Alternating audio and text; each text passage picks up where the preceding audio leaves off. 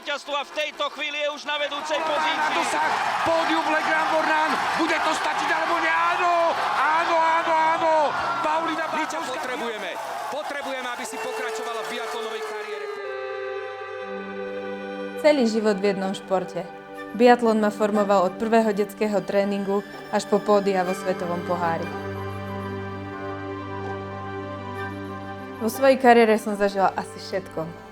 Krst ohňom, postupný progres až medzi najvyššiu biatlonovú elitu, tvrdý pád na dno, vyhorenie, frustráciu, ale aj znovu nájdenie sily a motivácie.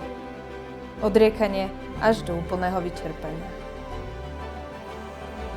Biatlon ma naučil, že nič nie je na veky.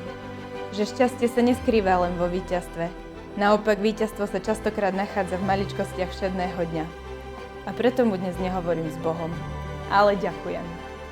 Ďakujem rodine, trénerom a celému tímu, sponzorom, fanúšikom za to, že ste pri mne stáli vždy, aj vtedy, keď to fakt nebolo ľahké.